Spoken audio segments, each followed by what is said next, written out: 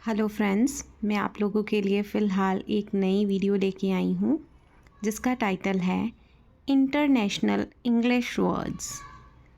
आप लोगों ने कई बार टू पर्सन्स को सेम चीज़ को अलग नेम से बुलाते हुए सुना होगा। जब भी आप ऐसा देखते हैं तो जो अननोइंग पीपल हैं वो कंफ्यूज हो जाते हैं कि ऐसा क्यों, चीज़ सेम है और दो पर्सन्स उसे अलग अलग नेम से क्यों बुला रहे हैं। उसके पीछे एक बहुत बड़ा रीज़न है कि हमारे पास जो लैंग्वेज है इंग्लिश, उसकी बड़ी सारी टाइप्स हैं। लेकिन फ़िलहाल मैं आपके साथ इंग्लिश की मेन जो दो टाइप्स हैं, ब्रिटिश इंग्लिश और अमेरिकन इंग्लिश, वो डिस्कस करने जा रही हूँ। And it will be very helpful for you to understand this concept.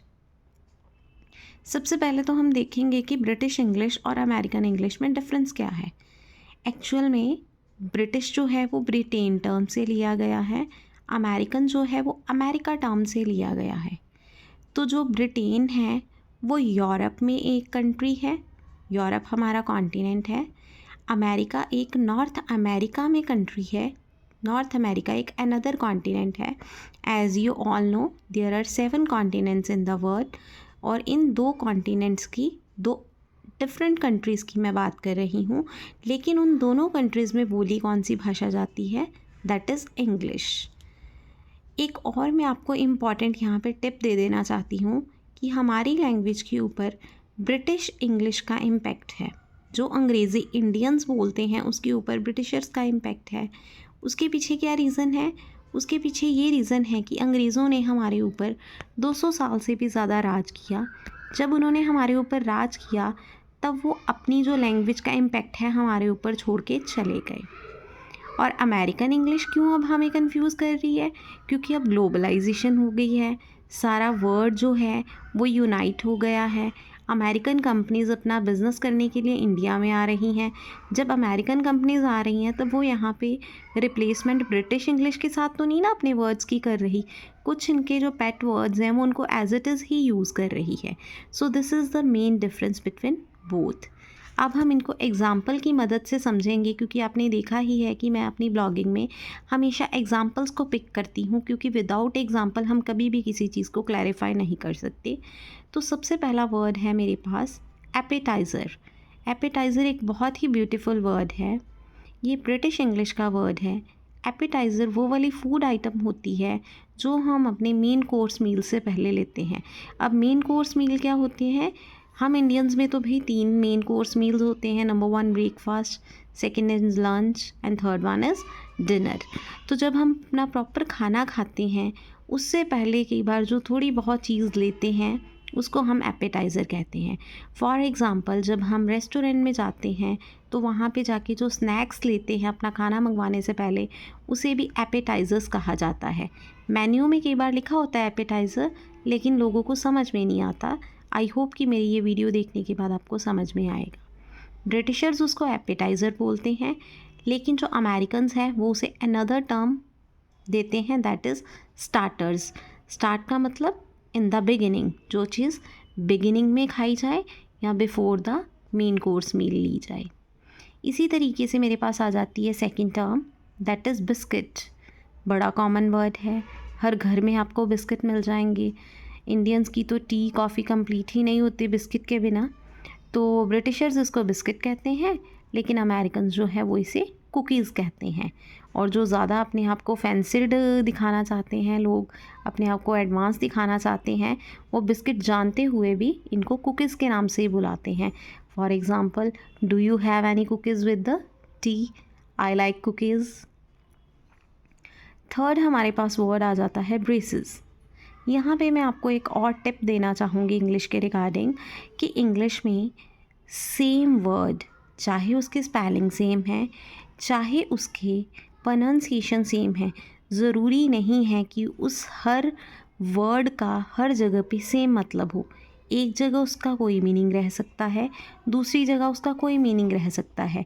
ऐसा इसलिए क्योंकि इंग्लिश वर्क करती है कॉन्टेक्स्ट के ऊपर, कि हम उस वर्ड को किस सेंटेंस में, किस रेफरेंस में यूज़ कर रही हैं। तो यहाँ पे जो ब्रेसेस है उसका मतलब दांतों में भी ब्रेसेस लगती हैं, पर ये वो वाली ब्रेसेस नहीं हैं, ये ब्रेसेस हैं स्ट्रैप्स। स्ट्रैप कौन से वाले, जो कि ट्राउज़र्स के साथ अटैच होते हैं। आपने छोटे बच्चों को स्कूल जाते हुए देखा है कि उन्होंने निक्कर्स या स्कर्ट्स पहनी होती हैं तो उनके ब्रेसेस लगी हुई होती हैं, जिसको बैक से घुमा के शोल्डर की सपोर्ट देते हुए हम ट्राउज़र के फ्रंट वाली साइड में टक करते हैं। ब्रिटिशर्स उसको ब्रेसेस बोलते हैं और अमेरिकन्स उसको सस्पेंडर्स का नाम देते हैं। And the fourth one term is dustbin. अब आप देख सकते हैं कि डस्टबिन क्या होता है, कूड़ादान। कूड़ादान क्या है, जिसमें हम कचरा फेंकते हैं। ब्रिटिशर्स इसे डस्टबिन कहते हैं, लेकिन अमेरिकन इसे क्या नाम देते हैं, गार्बेज बिन। गार्बेज क्या होता है, कचरा। ये सेम चीज़ को अलग अलग वे में प्रोनाउंस किया जाता है।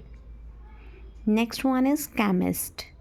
केमिस्ट किसको बोलते हैं, दवाइयाँ बेचने वाले को। ब्रिटिशर्स जो हैं वो केमिस्ट बोलते हैं अपने जो कि मेडिकल स्टोर वाले होते हैं, लेकिन अमेरिकन्स उसको केमिस्ट या फिर मेडिकल स्टोर नहीं बोलते, रादर वो उसे क्या कहते हैं, ड्रग स्टोर। कईयों को अगर केमिस्ट शॉप या मेडिकल स्टोर ना बुलाया जाए तो उनको लगता है ड्रग स्टोर वो वाली जगह है जहाँ पे नशीली दवाइयाँ मिलती हैं। बेटा no, it is an American term for medical store या केमिस्ट शॉप जहाँ पे डिजीज़ की मेडिसिन मिलती हैं। Next word is flat. Flat के भी मल्टीपल मीनिंग्स हैं, लेकिन हम यहाँ पे अपने रेफरेंस में यूज़ करेंगे, जैसे कि सेट ऑफ रूम्स, बिल्डिंग। तो ब्रिटिशर्स जो हैं वो फ्लैट कहते हैं, लेकिन जो अमेरिकन्स हैं वो इसे अपार्टमेंट्स के नाम से जानते हैं। Next one is very interesting term for children, candy floss. Britishers इसे कैंडी फ्लॉस कहते हैं, अमेरिकन्स इसे कॉटन कैंडी कहते हैं। I will explain it. जब आप शुगर को प्रोसेस कर लेते हो और उसके बाद वो कॉटन की फॉर्म ले लेती है तो उसे कैंडी फ्लॉस कहा जाता है। फिर इसे स्टिक के ऊपर लगा के बच्चे बड़े मज़े से खाते हैं। आजकल मॉल्स में जो सिनेमाज़ हैं, थिएटर्स हैं, उनके वहाँ पे जो फूड कॉर्नर्स बने होते हैं वहाँ पे बहुत इजीली मिलती है और बच्चे बड़े शौक़ से खाते हैं। हिंदी में अगर मैं इसे कहूँ तो इसे बुढ़िया के बाल भी कहते हैं। Next is also an interesting term, holiday. चाहे स्टूडेंट हो, चाहे वर्किंग विमेन हो, चाहे वर्किंग मेल्स हों, हर किसी को, चाहे शॉपकीपर्स हों, हॉलीडे का नाम सुनते ही फेस के ऊपर बड़ी सी स्माइल आ जाती है, क्योंकि उस दिन होता है रिलैक्स्ड वाला डे। ब्रिटिशर्स इसको हॉलीडे कहते हैं जो छुट्टी होती है, अमेरिकन इसे वेकेशन के नाम से जानते हैं।